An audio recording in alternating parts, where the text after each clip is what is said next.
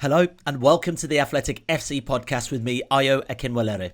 Today we're focusing on Aston Villa, looking at their season so far and what was a hectic summer transfer window. So how is Unai Emery's side managing the demands of both Champions League and Premier League football? I'm joined by the Athletic's Thom Harris, who was there to witness Aston Villa's return to action in the Champions League this week, and also broadcaster Dan Bardell, who's very much a Villa fan as well. Right. Let's get into Wednesday's return to the Champions League, Dan. Really comfortable for Villa, but probably not the most glamorous Champions League tie, was it? Yeah, it was quite surreal, really. I mean, I was born in 1985, so I missed Villa being good, and they have not been good for a long period of my life. This is the first time I've seen elite-level football for my club, and I think all summer, or probably ever since May when the last season ended, the Villa fans have been really, really excited about this. You can't walk through Birmingham without seeing Villa Champions League shirts. Like, I think every person that's bought a Villa shirt has got a Champions League patch on their shirt, and some of the fixtures that they've got as well. There's some real glamour ties at Villa Park, but you also look at it and think, well, actually, there's a nice balance there, and there's a very good chance of us progressing into the knockouts. And of course, with the manager that we've got as well, with his European pedigree, it's just a really, really exciting time, and something Villa fans, they couldn't have seen this coming 18 months ago when they were languishing near the bottom under Steven Gerrard. What Unai Emery has done in 18 months, I still don't actually think it gets talked about enough, and I don't think he gets the credit he deserves. And I mean, what a start to your Champions League campaign, 3-0 away as well. I mean, probably not the most glamorous tie when people look at it, but I mean, what a wonderful way to start this campaign. Yeah, it did feel a little bit Europa Conference-y, actually, because it was a similar kind of tie to what we had last year on a Thursday night. But I think it was a nice game to ease ourselves into the Champions League. I think that year in Europe last year will have done the players a world of good, because there wasn't much European experience amongst the squad. But that's got them used to having a more hectic schedule, and to go and get 3 points on your Champions League debut, you couldn't have asked for more. Scoring 3 goals, looking like they were going to score every time they went forward. Really, I think they navigated the early difficult patch in the game and ran out comfortable winners, and it sets us up nicely for that tie against Bayern Munich at Villa Park in a few weeks. I would have thought it, Bayern Munich coming to Villa Park. Hey, Tom, you were there, and from your piece, I guess an evening of contrast as well, wasn't it? Yeah, what Dan said there hit the nail on the head, really, about it feeling like a Conference League tie. I mean, I was kind of going into it trying to think, as a Villa fan who'd waited 40 years for this moment, that feeling of walking into a Champions League stadium. And it was a bit weird. I mean, the stadium is kind of, it has a shopping centre built into it. There was a gym, and I was kind of walking around with about an hour to go till kickoff, and there were people kind of just going to the gym, milling around. And I'm thinking, if you're a Villa fan and you're walking into this stadium and then somebody like that walks past you, what must be going through your head, The pitch is artificial. Obviously, we'll probably get onto that, but that did make a big difference in terms of how Villa approached the game, particularly in the first 20-25 minutes. But yeah, it was a really eventful game, lots to get into. Obviously there were the 2 disallowed goals, crowd trouble, bus stops, and as Dan said, lots of chances, which, yeah, definitely very encouraging for Aston Villa. Yeah, Tom, well, Villa are taking their set pieces seriously, Austin McPhee behind it. What did you make of their set pieces in that match? Yeah, they're really important, because in that opening 20-25 minutes, Villa were struggling with the pitch. There were a couple of occasions where they looked like they were kind of going to break away, and then because of the artificial surface, the ball was kind of slowing up. They weren't quite able to kind of string those passing moves together. But they took the lead for a set piece, a really nicely worked one, kind of Jhon McGinn floating the ball to the back post to Youri Tielemans, and they kind of avoided the pitch, didn't need to use it, because from that set piece they were able to float the ball above it. And after that, Unai Emery mentioned it in his press conference, that gave him confidence. And I think as soon as they went 1-0 up, they were kind of zipping the ball about with a lot more pace and venom in the passes. It was a good test of Morgan Rogers and Jacob Ramsey, of their kind of technical ability to receive those passes. But yeah, that set piece was really important in the context of that game, and more generally going through the season, these are the kind of marginal gains that you need to eke out if you're going to carry on winning. Yeah, I think Villa have already scored 3 goals from set pieces this season across the games that they've played, which is a decent start set piece wise. Austin McPhee was a a club appointment back when Dean Smith was manager, and he was kind of put on the back burner a little bit when Steven Gerrard was there. But Unai Emery came in and thought, I'm going to make the most of this guy. He's obviously Scotland set-piece coach as well. He's been around the block and had some other jobs as well. But he's almost become a bit of a cult hero at Villa, because every time they get any form of set-piece, this Jesus Christ-like figure emerges from the dugout to oversee it all. Obviously, he's very, very distinctive with his long hair, but every game you feel like Villa might score from a set piece, even if they do something that doesn't quite come off. That they come close, and he just seems to have this almost NFL like playbook. Austin McPhee, we've changed our main set piece taker, Douglas Luiz, departed, but we've got so much variety in the set pieces now of players that can deliver.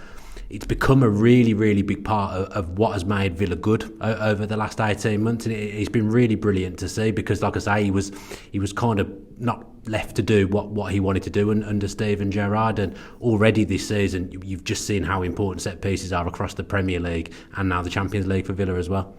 Okay, well, I was thinking about Villa emerging into the Champions League, Dan, and I'm thinking, there's a couple of teams over the last couple of seasons who've made that jump, Newcastle being one of them. And you said by the draws, you feel like there's a potential Villa do make it into the playoffs, or at least try and qualify for the next stage.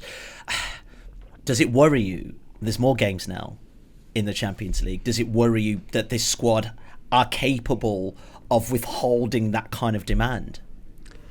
I think there's a few different facets to that question. I think Villa have improved their squad. They've got a lot more depth than they had last season. They've got a lot more quality. I think they've got more of an ability to rotate and take people out and kind of not lose the quality when someone comes in to replace the player depart. So I think that's a big thing. There's obviously going to be huge comparisons to Newcastle, who were in the Champions League last season. The different format, I think, makes it easier for Villa to progress. Obviously, Newcastle got drawn in a really, really tough group that they so nearly got through as well. Were really, really unlucky, but they unfortunately didn't have the depth, had a lot of injuries. So I think there's a few caveats in the new format will help Villa. But also, Eddie Howe, excellent manager, but he'd never managed in Europe before. Villa have got Unai Emery, who is a master of European competition, someone who got Villarreal to the semi-finals a few years ago, and I think they got knocked out by Liverpool in the end, but they had a brilliant run.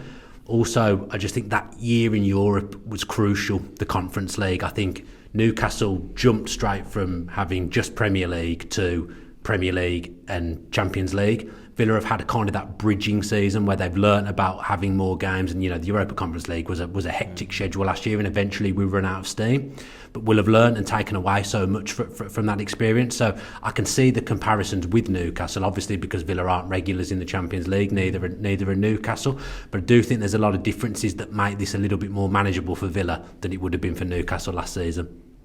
Okay, well, before we dig a little deeper into Villa from a tactical perspective so far this season, let's look at the recruitment undertaken this summer. There is an excellent piece and on this very matter from The Athletic's Jacob Tanswell.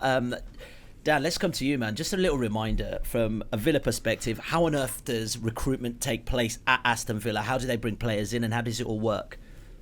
So Villa are quite a unique club in that the whole setup with Villa in terms of the football department is built around Unai Emery. So Monchi is essentially the director of football that will identify players, although that's not his job title.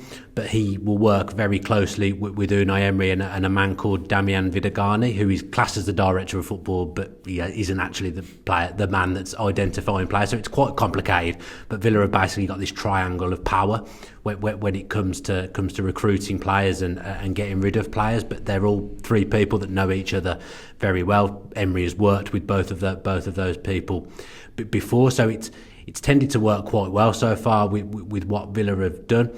Vidagani will focus more on the money side, whereas Monchi obviously is on the player identification side of things, and Unai Emery kind of works as an overseer and works across all the different facets. So Monchi came in quite late last summer, the summer before the one that's just gone, so we didn't really get to see too much with how he operates, but we've seen a lot of really, really clever deals this summer for Villa. Obviously they've had to navigate PSR. There's been, for want of a better word, a few jazzy transfers. Villa have obviously had to try and fall in line with PSR along with some other clubs. There's been some... I want to go into that in a bit. Yeah, there's been some unique deals, but I think they've worked the summer well. They beat the deadline in terms of letting Douglas Luiz go, sensed an opportunity with Moussa Diaby that would make them a bit clearer with PSR. I don't think he was an expected sale, but an offer came in from Saudi that they felt was too good to turn down, and I think it would have been a bit negligent not to have taken that money, because he was an expensive player that I don't think was in Unai Emery's best 11. So they've spotted an opportunity there that may give them a little bit more flexibility in January and moving forward in future transfer windows. So I think Villa have had a really, really good transfer window in terms of the players that they've bought in. I think they've almost replaced Douglas Luiz with two players in Onana and Ross Barkley, two players that offer different things, but it just gives them that little bit of extra depth in the squad in that midfield area that they didn't have last season. Maatsen was someone who was identified as being Champions League and Premier League ready, and he hasn't started a game yet, but going forward he'll come into the team, and Emery's really excited about what he can do from left back, because the left back's so crucial in Emery's system. So they've made some big signings. They've held on to some players as well who perhaps maybe some thought that they might lose, but overall I think the squad is in a lot better shape, and I think it was a difficult summer for the club, but it was one that they've navigated really, really well.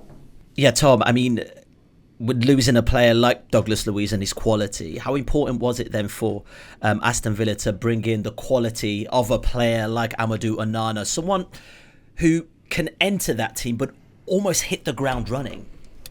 Yeah, absolutely massive. I mean, he was colossal really on during the week against Young Boys. He's obviously standing at 6'5". He's a physical presence as well. He has that ability to kind of anchor the midfield. He can drop between the centre backs, which is really helpful for someone like Pau Torres. Allows him to kind of push on and distribute from that left hand channel. Yeah, he's versatile. He's a reliable presence, and I think that kind of, that deal is kind of emblematic of what Emery's trying to do, because if you look at the players that have been brought in or are at the club now, there's Amadou Onana, Youri Tielemans, Boubacar Kamara, who's obviously injured at the moment, McGinn, Rodgers, Ramsey, they're all central midfield players. And, Unai Emery loves to build up through the middle, and in that kind of group of players there are so many different skill sets. We've seen Morgan Rodgers, who isn't really a central midfield player, he's more of an attacking player, but he can drop into those spaces. Jacob Ramsey can do that too. Tielemans is very progressive when he plays deeper, but he can also kind of be that second striker as well. It's kind of got the stamp of an Unai Emery team on it now after a couple of transfer windows, and as Dan mentioned, that left back being really important as well. We saw them have a lot of success down that left-hand side against Young Boys, and that was mainly because they were allowed to bring so many midfield players, Morgan Rodgers and Jacob Ramsey, close to him and set him off down the left. When you talk about, Dan, this one's for you, Unai Emery and this team looking more like an Unai Emery team, how important do you think is it to have a manager who, I think he's the most successful manager ever in the Europa League, right? Like, how important is it to have someone like that when it comes to, reaching out to players? Because players would love to, especially ones that want to get better, would love to be with a serial winner.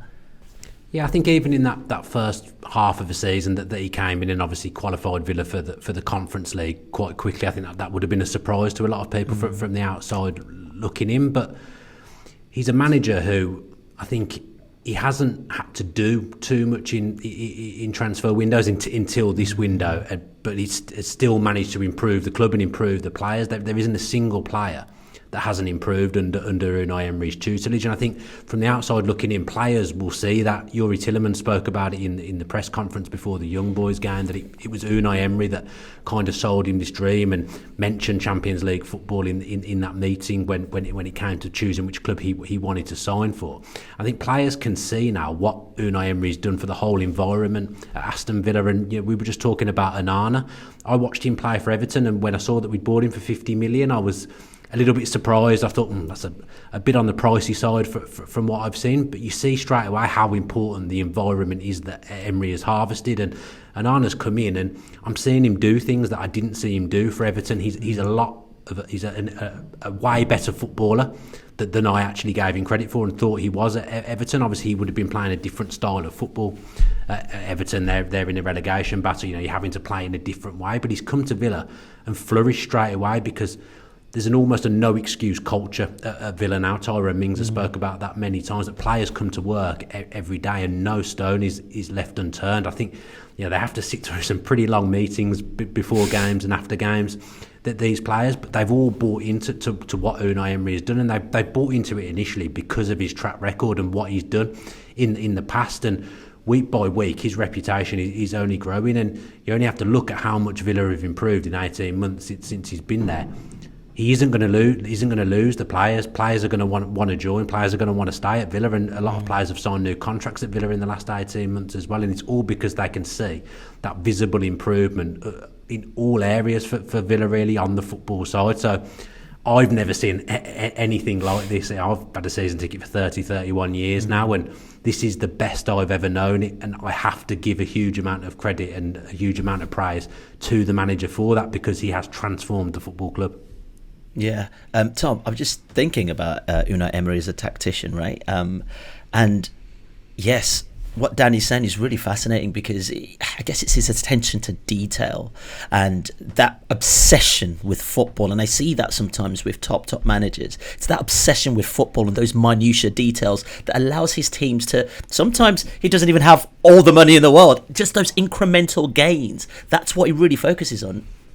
Yeah, 100%. As Dan said, every player must feel like they're being tended to, that their needs are being met by the manager, who is looking at them and trying to get the best out of them at all times. I think it was Morgan Rodgers' dad actually on BT Sport said that Rodgers was so happy with Emery in terms of the positioning, where he was playing, and that just gave him so much confidence, because again, as Dan says, he seems to be able to look at players beyond what we've seen of them, as in Onana, and find those positions and find those kind of areas that they can get the best out of their traits. So yeah, every player is going to feel like Emery is looking out for them, and as we can see the improvement on an individual level, but also on the collective.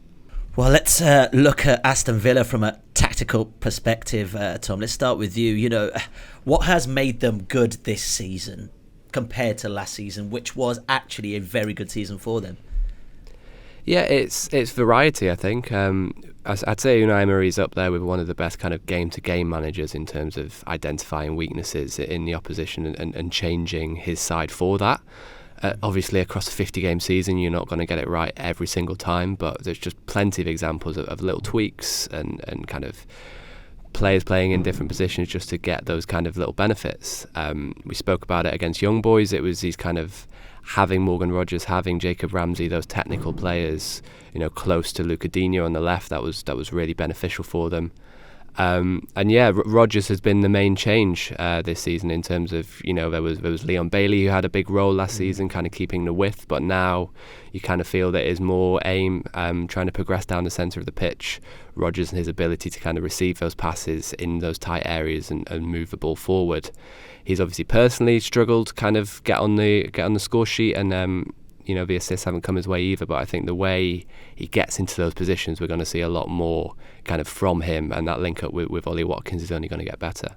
He's almost a fascinating case study, Morgan Rodgers, in what's happened since he came to Villa, because he signed in last January for very little fanfare. I think people saw him as maybe a development signing, someone that Emery was going to work with and develop over a period of time, but because of injuries, he had to come in the team straight away, and there was certain off-the-ball things he struggled with when he first came in the team, but Emery left him out there, and I feel like he's almost doing this to an extent now with Lamar Bogard, in that he makes players kind of play through the pain, and they'll have difficult moments and they'll be left on the pitch, and there's times when they really, really struggle, but the overall experience of getting through that and almost learning on the job, and then working with Emery so closely on the training ground, he just improves people. And Rodgers has come on leaps and bounds from those first few games. Arguably already one of Villa's most important players. Just the way he can carry the ball. Obviously, he's moved position this season, playing as more of a central number 10 rather than one of the number 10s that comes in from the left hand side. But I just think it's so fascinating that he came in for such little money. He'd had half a good season in the Championship, really, someone who was highly rated as a youngster. But Emery doesn't necessarily look at everything you've done in your career. He's looking at Morgan Rodgers and looking at the raw attributes, looking at the uniqueness of the player and thinking, I can make him better. He can come into my club and kind of change the way that Villa are playing. And you're right, on a game-to-game basis, on the face of it, Villa are probably playing the same system every game, but there's these subtle tweaks every single game. We saw it against Young Boys where Martinez kind of went a little bit more direct from goal kicks last season. Villa built up with a back three quite a lot this season. It's been more of the two centre-backs drifting and the two defensive midfielders coming in to receive the ball. So there's just always something that he's tweaking and changing on a game-by-game basis. I think he's just such a switched-on and smart manager. Tom, we talk about how great they've been attacking. I wonder where we see weaknesses in this squad. This is a team that beat Arsenal twice last season, and Arsenal came to Villa Park this season and got a result. Where do we see the issues with this Villa squad at this moment in time? Yeah, I mean, that Arsenal defeat this season was probably a product of wastefulness, really. I mean, they did enough to probably get at least a point in that game. They were unfortunate that Ollie Watkins had a bit of an off day. I mean, just looking at the squad, obviously, as we've spoken about, they did have to adhere to PSR this summer. So potentially a right back could have been somewhere they would have liked to invest in. Obviously, Lamare Bogard has stepped up really well, but he was playing in League One last season for Bristol Rovers. So that is a big step up for him to make. But yeah, it is hard to pick out the weaknesses just because the out of possession stuff is also really good as well. I mean, Unai Emery always kind of likes a 4-4-2 without the ball. That's helped by the fact he's got so many midfielders playing, because when you've got someone like Jhon McGinn who can defend out wide but also have that kind of central midfield kind of personality where he can snap into these tackles, he can cover a lot of ground. It means that it's a really solid kind of defensive base to try and get through. But yeah, just over the course of a season, having to play all the extra games, maybe there are some instances where, variance really, where things might not go their way. But as we've spoken about, all of the processes are really, really solid. Dan, who else has impressed Villa fans this season? Because I'm not going to lie, Durán, what's going on there, mate? What a player. And it feels like such a deal taking him from the MLS and bringing him to the Premier League. This kid looks like he's ready. Yeah, he's had some off-the-field troubles in his time at Villa. I think that was a big thing last season and probably helped in terms of that. When I say helped, I don't mean help, but it limited his game time. Jhon Durán, there was a lot of disciplinary issues last season. He's moved out the city centre, I believe, this summer. He's got his head down. He obviously very nearly left the football club. I think we could all say that he was willing to go because he believes that he's good enough to be playing in the Premier League, and for him, he's not starting enough games. But at the start of the season, he couldn't have really done any more, could he? Even on Tuesday night, he comes on and he scores a lovely goal. He gets pulled back for a handball that was about 10 minutes before. But, finishing wise, he's been absolutely incredible. He's got 3 winners in the Premier League already this season. Suddenly the Villa fans, from being very frustrated with him in the summer and some of his social media activity, suddenly he's become this fan's favourite, which will happen if you score 3 winners and score goals like you did the other day against Everton. But there's just, I think the key thing with Villa is, yes, there's Watkins, there's Emi Martinez, but I don't think there's a main man. I think they're a team, and the main man is the manager. Youri Tielemans has been brilliant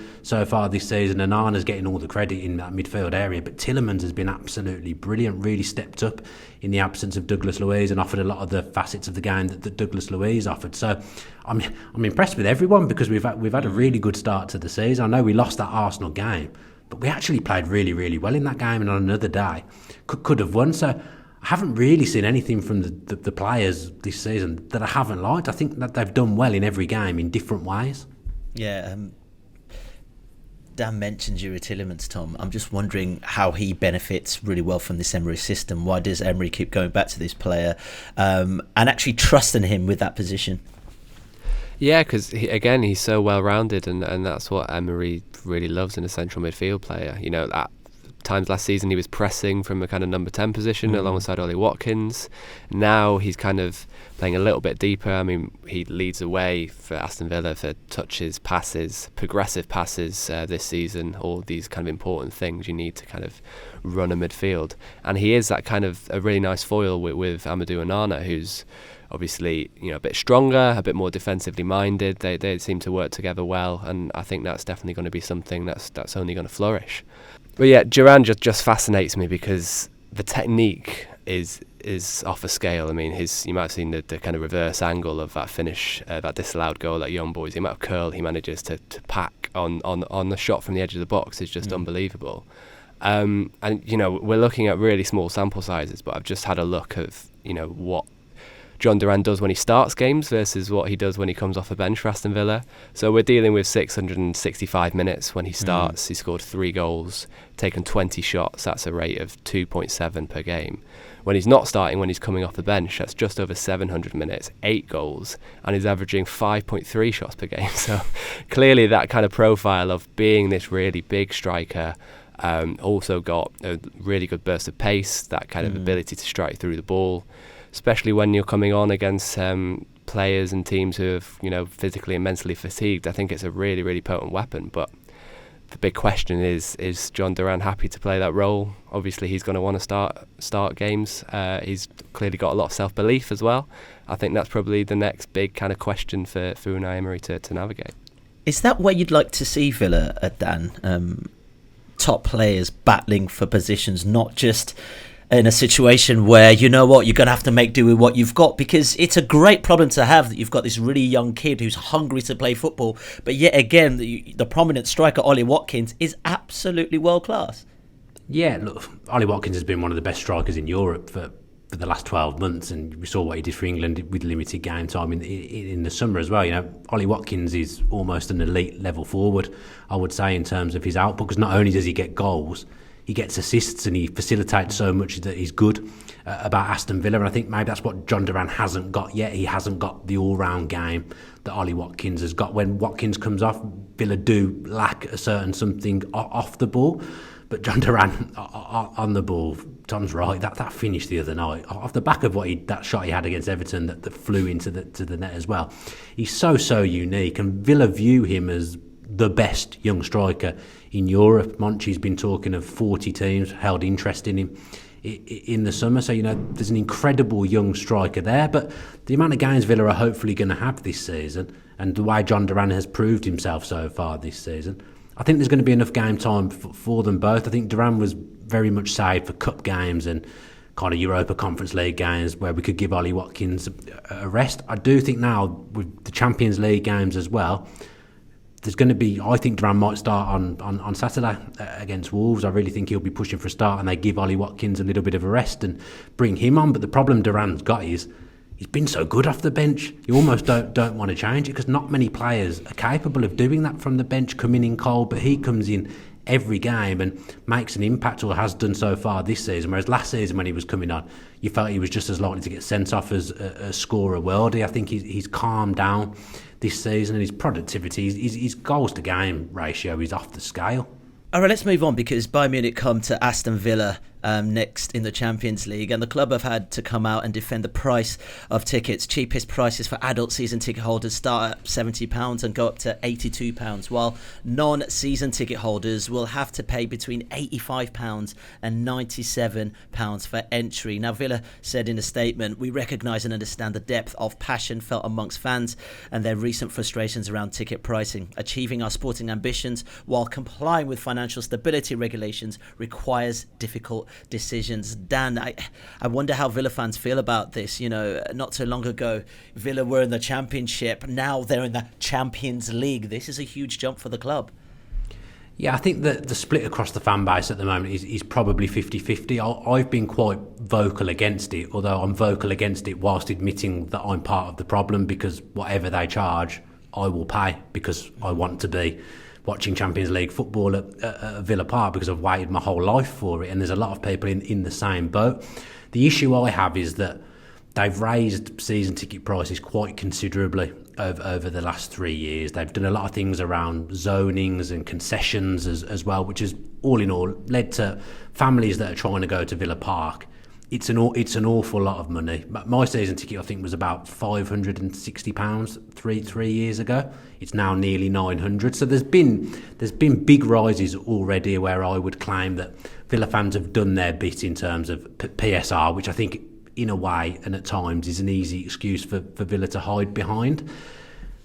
They're playing elite level football, so you would say that you have to pay elite level prices. But I look at what Liverpool have done with their pricing. I look at what Newcastle, a club that are in a similar position to Villa, did with their pricing last season. And I just feel Villa's price model for the Champions League is a little bit overzealous when you factor in season ticket prices, and the general admission prices have gone up a lot over the last few years. And look, everyone has got their side. Everyone's got a job to do. Like I say, I do think Villa are hiding behind PSR a little bit, because I'm just worried that families are going to be priced out of going. Because if you've got a family of 3, 4, 5, trying to go to one Champions League match is an extortionate amount of money now. And I don't think maybe all fans were prepared for that level of prices. I expected it to be expensive, but I didn't think it would be that as expensive as it is. But the club will point to, well, look, it's sold out. The Bayern Munich game, it's sold out in record time. So they'll have their reasons for doing it. Fans will have their reasons for being frustrated. I think initially it did take the shine off the Champions League draw and stuff like that. But now we've played a game and we've won, and we've got Bayern Munich to come. I think everyone's just excited again. But it has just put a small bit of a sour note on things for me. Is that part of the issue when, I guess, you are becoming a team that wants to mix it in with the big boys? Villa Park is an old stadium. You've got huger stadiums across Europe, bringing in more tickets, bringing in more money based on people sitting in the stadiums. Is that quite tough, because this is part of the corporate structure of expanding as a club, Dan?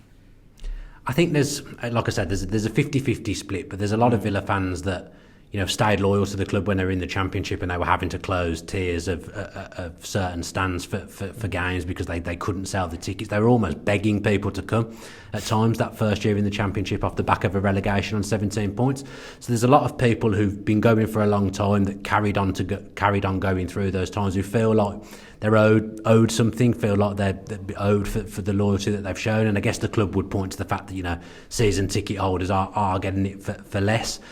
Villa Park needs expanding. There isn't enough seats for the people that want to go, but because of the area, it's very, very difficult for Villa to do that, and they've had to shelve plans that were made under Christian Purslow, and they've paused that, and they're not doing that anymore. So they'll say that they need to do something. They've made a lot of changes in terms of corporate. I think the main thing has been I think they've made a lot of changes. They've got certain things wrong with ticketing communication. A lot of season ticket holders were moved out of seats that they've had held for 20 years, moved away from people that they've sat with for 20 years, and that left a bit of a sour taste. And then the Champions League on top of that has left a little bit of bad feeling. But because of the capacity of Villa Park, I guess the club will look at that and say, well, St James's Park, Anfield, they're bigger grounds, they can make more revenue, whereas Villa Park, we're trying to maximise what we can make whilst trying to stay on the right side of fans.